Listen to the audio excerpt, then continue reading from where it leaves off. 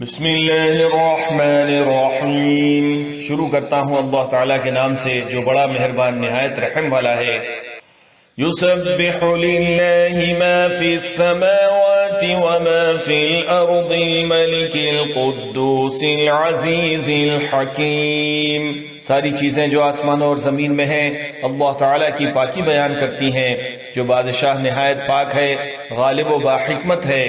هو الذي بعث في الأميين رسولا منهم يتلو عليهم آياته ويزكيهم ويعلمهم الكتاب والحكمة وإن كانوا من قبل لفي ضلال مبين۔ وہی ہے جس نے ناخواندہ لوگوں میں انہی میں سے ایک رسول بھیجا جو انہیں اس کی آیتیں پڑھ کر سناتا ہے اور ان کو پاک کرتا ہے اور انہیں کتاب و حکمت سکھاتا ہے، یقیناً یہ اس سے پہلے کھلی گمراہی میں تھے۔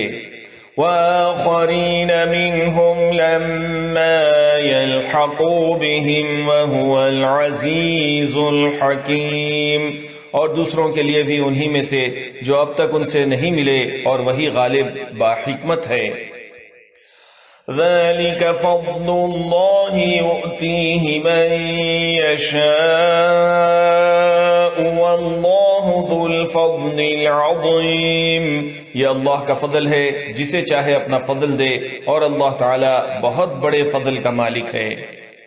مثل الذین حملوا التوراة ثم لم يحملوها كمثل الحمار يحمل أسفارا بئس مثل القوم الذين كذبوا بآيات الله والله لا يهدي القوم الظالمين۔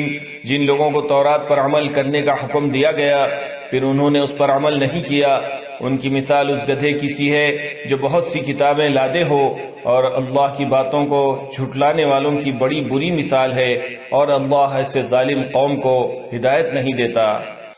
قل یا ایھا الذین ھادوا ان زعمتم انکم اولیاء للہ من دون الناس فتمنوا الموت ان کنتم صادقین۔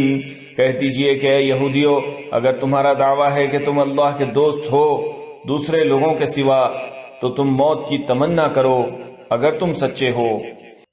وَلَا يَتَمَنَّوْنَهُ أَبَدًا بِمَا قَدَّمَتْ أَيْدِيهِمْ وَاللَّهُ عَلِيمٌ بِالظَّالِمِينَ۔ یہ کبھی بھی موت کی تمنا نہ کریں گے بوجہ ان اعمال کے جو اپنے آگے اپنے ہاتھوں بھیج رکھے ہیں، اور اللہ ظالموں کو خوب جانتا ہے۔ قل ان الموت الذي تفرون منه فإنه ملاقيكم ثم تردون إلى عالم الغيب والشهادة فينبئكم بما كنتم تعملون۔ کہہ دیجئے کہ جس موت سے تم بھاگتے پھرتے ہو وہ تو تمہیں پہنچ کر رہے گی، پھر تم سب چھپے کھلے کے جاننے والے اللہ کی طرف لوٹائے جاؤ گے، اور وہ تمہیں تمہارے کیے ہوئے تمام کام بتلا دے گا۔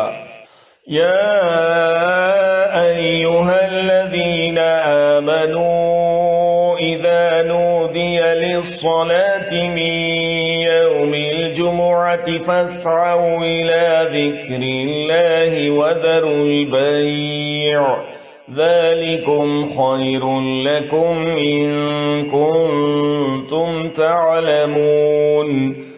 اے وہ لوگوں جو ایمان لائے ہو، جمعہ کے دن نماز کی اذان دی جائے تو تم اللہ کے ذکر کی طرف دوڑ پڑو اور خرید و فروخت چھوڑ دو، یہ تمہارے حق میں بہت ہی بہتر ہے اگر تم جانتے ہو۔